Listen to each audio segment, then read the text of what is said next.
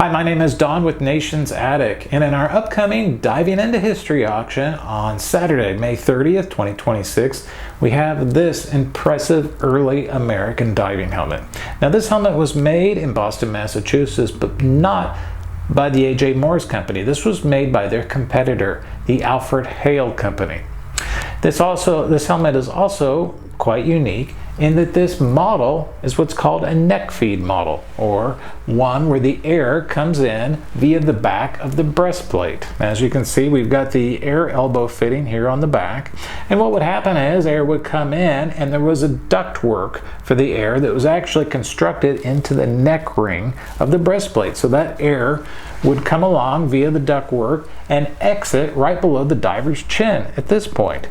Now, based on surviving examples of these neck feed helmets, it was an option that wasn't quite as popular as the traditional configuration where the air would come into the bonnet and distribute over each one of the ports, also helping with fogging on those. So finding examples of a neck feed helmet, relatively rare, and then combine that with an Alfred Hale model is just a special example for sure. Now, this particular helmet was probably made in the 1880s, 1890s, and at that time period, the companies, at least in America here, weren't using physical identification plates or even serial numbers. And so this helmet's identified with a stamp right here in this area that says Alfred Hale and Company, Boston, Massachusetts.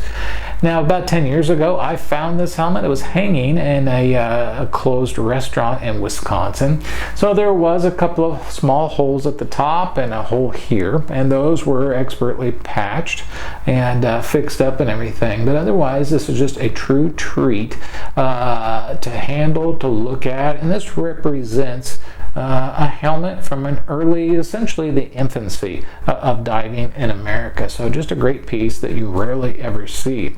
This helmet is lot number 112 in our upcoming auction, and I have a link below directly to it. If you have any questions, please feel free to reach out to us anytime. Thank you.